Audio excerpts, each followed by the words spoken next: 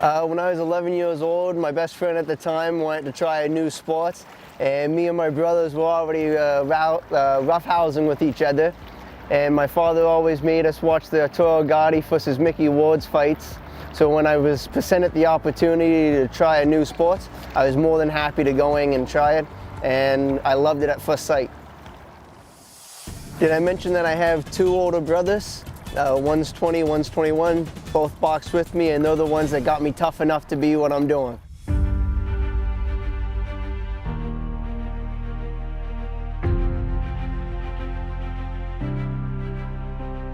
I'm Wyatt Sanford here with Joey Laviolette, former Canadian champion, now professional.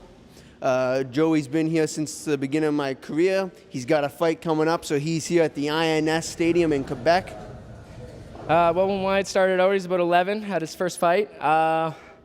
Started out as an orthodox fighter, lost his first 4 fights, and then switched up to southpaw, and then and won a lot of fights after that. I don't know, what'd you go, 20 straight or something? Something like that. Yeah, and then just as the years went on, he just got better and better, and by the time he was about 15, he was competitive with me. Now he beats me up. But no, he has a big impact on keeping me sharp, and I hope that I have the same as him. The first days in the gym, me and my brothers kept picking on each other, seeing who could actually beat each other up.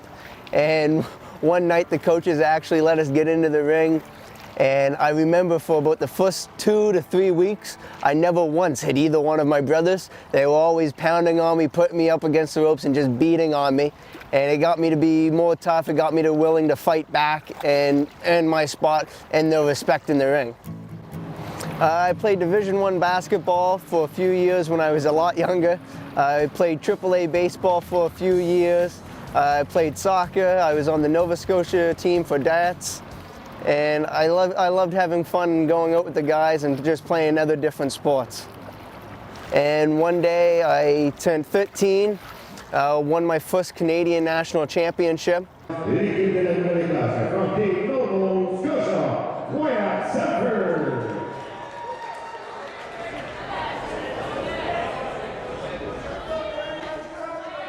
This is the first time I've ever seen this. It's not me. It can't be me. Oh my geez, you small little fella. He's gonna make a lot of mistakes too.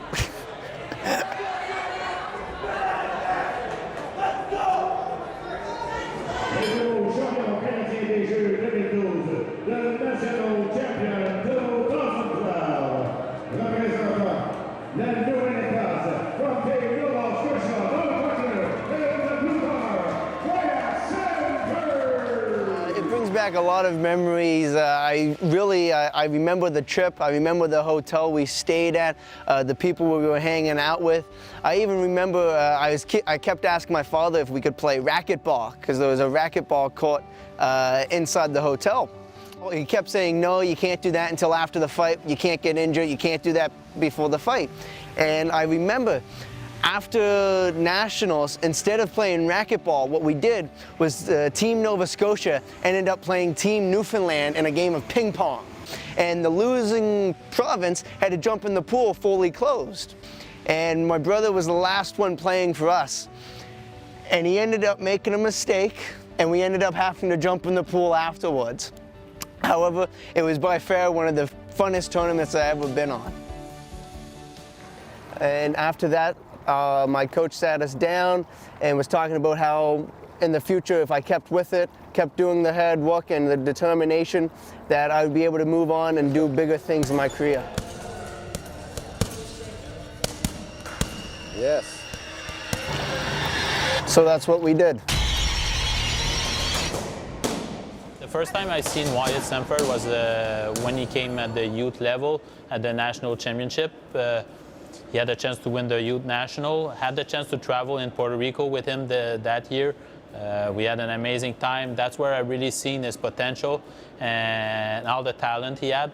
I was really impressed by first the maturity of that guy, even at a young age, but what he was able to accomplish in the ring. the winner, a youth 64-kilogram Canadian champion by unanimous decision in the red corner, Wyatt Sanford. I'm from a little town called Kennetcook. It's in the middle of absolutely nowhere. Everybody there knows each other by their names. Everybody knows each other by their past. It's a really nice and well-rounded community. Like I said, we all know each other. We all get along well. We all laugh, have fun. And every Saturday and Sunday morning, you see everybody down at the little coffee shop just having a blast. For a guy like Wyatt, or for people coming from a small town, it's always something different to move to Montreal. Wyatt was willing and took the decision to move to Montreal, which I'm pretty sure he doesn't regret at that stage. I was excited and nervous at the same time. I was happy that my career in boxing was taken off and that I was looking for higher accomplishments. But at the same time, I was leaving my home that I've been there for 18 years. When I came here, I didn't know anybody. I didn't speak the language. He has the chance to stay with his teammate. They rented an apartment together here in Montreal. I think they have a great chemistry in that apartment with all the boys together. And I think he's making great in Montreal right now.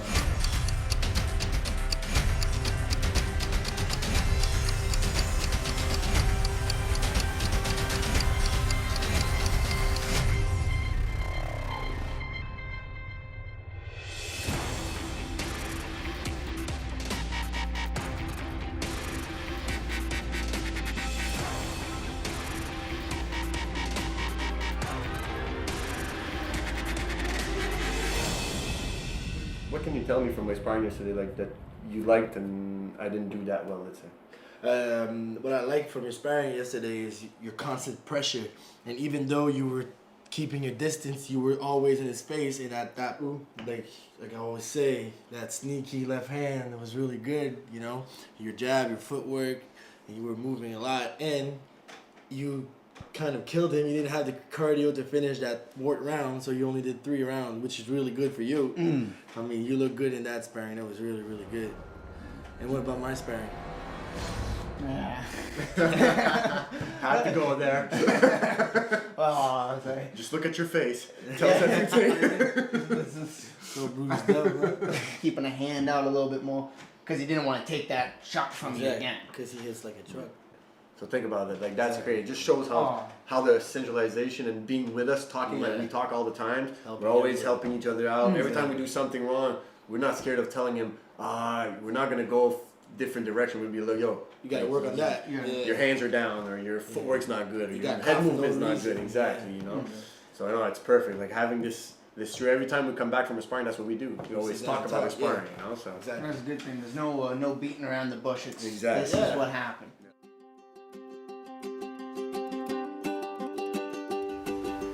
My impression of Montreal is it's a very beautiful place. One of the things that was a big change was there's a lot of people, and I'm not used to it, but they're all nice, they're kind. Montreal, I get to go out and see some sights once in a while, and it's wonderful. It's breathtaking away.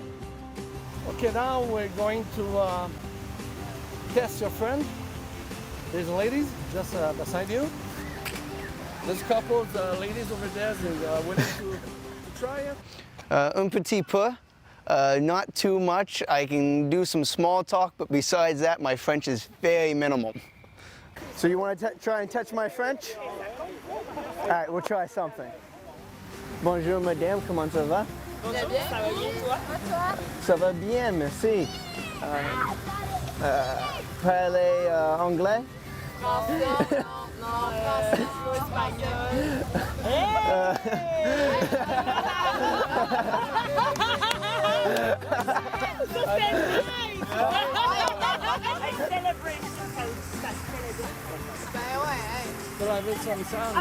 So it looks like you're popular right away.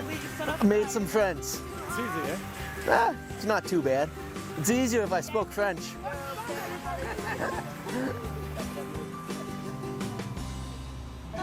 I always remember, man, when we went out. so crazy. In Montreal, yeah. Oh yeah, that day, bro, I didn't believe it. I was like, yo.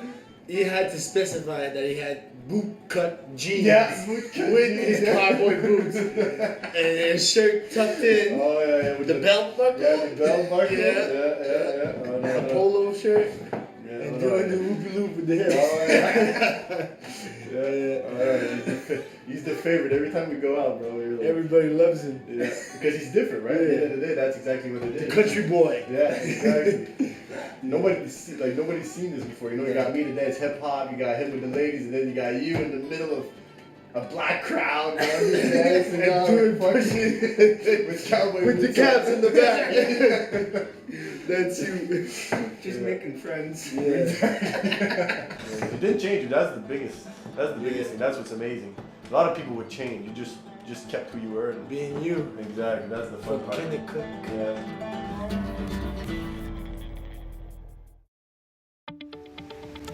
One of the biggest inspirational fighters that are still fighting today, and he's doing very well as a pro, is Castillo Clayton. I remember being as a young kid on the Nova Scotia team, and I remember my coach coming up to me saying, hey, look at this guy. He's a Canadian champion, he's going to the Olympic Games, and he was such a nice guy. He was taking time to talk to me and help me out.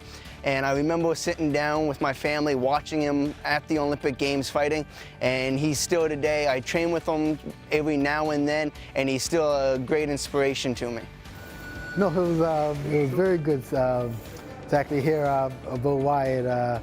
No, I mean, like I said, I'm very happy to see that I'm someone that influenced him and someone that he looked up to. And for me, coming over to Nova Scotia just like him, I mean, that's what I've been always wanting to do, is to get other kids involved. And like I said, every time since I seen Wyatt being on the team, I always thought that he had a lot of potential, he's a good worker, very fast, very strong, like movement. I like it a lot. I like it. So I've seen a lot of him, and like I said, I've always liked what I've seen of him. So like I said, I see a good future for him, and hopefully, like I said, he'll be able to represent Canada, Nova Scotia in the Olympics like I did, and let me be someone cheering for him. So I would like to see that.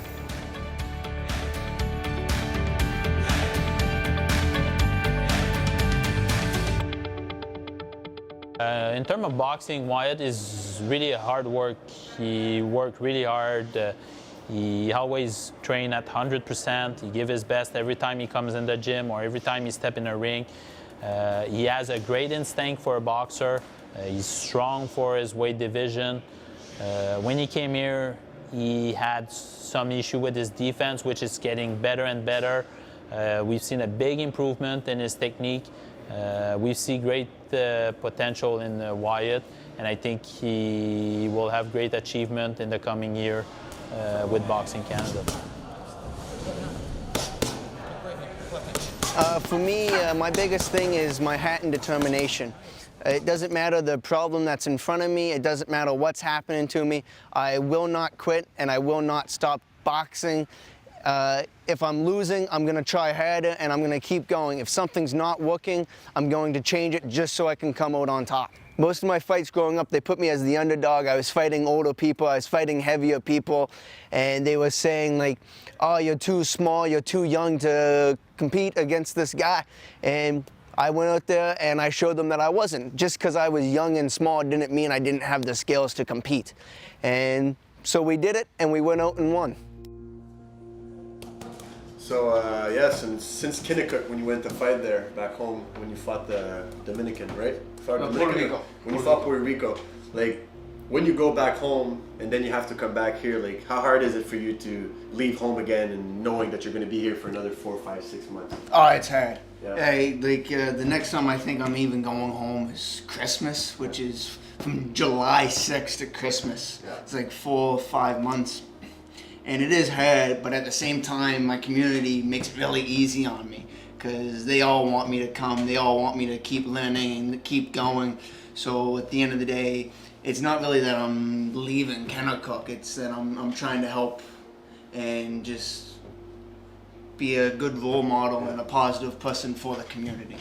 Yeah, because there's not many kids from back home that did what you accomplished, right? So. There's not too many people, and like a lot of people, they end up getting into some trouble, and I want to be that good role model that kids can look at and be like, okay, we keep working hard, we keep going, and even if we have to move to accomplish what we want, we're able to do it, and we do have the support from our family and our community to do it.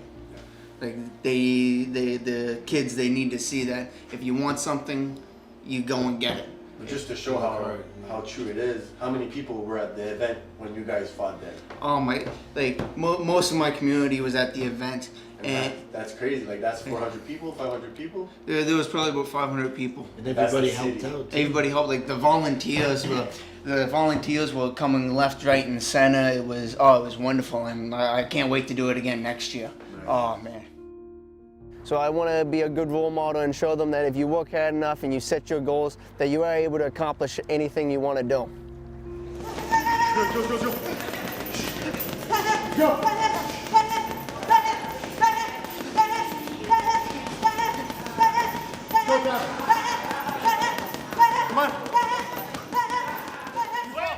Right now the goal is for the 2020 Olympic Games in Tokyo.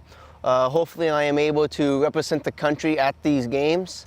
After that, I'm hoping to be like Mike Strange and participate in an additional 2 Olympic Games and getting the 3-time Olympic Games behind my back. His road for 2020, for sure, it's going to the Olympic. It's always tough. He's in Canada. Wyatt is at 64 kilo, which is a strong division in Canada. There's many good boxers across Canada. It's a strong division where right now he's one of the top, but for sure, and he's always improving. I see a good thing for Wyatt, and I see a good run for 2020.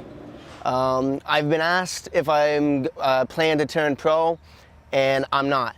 Right now, I told my community, I told my family that my goal and my dream is to go to the Olympic Games, and that is what I'm doing. After 2020, if I'm able to go, I'm going to 2024. If I get 2024, I'm going for 2028. Pro is not even in my vocabulary at the moment. Thank you everyone for taking your time to watch this video. It was a pleasure of mine to do this. For more information, please stay tuned for the next couple of months for my quest for the Olympic Games. Thank you.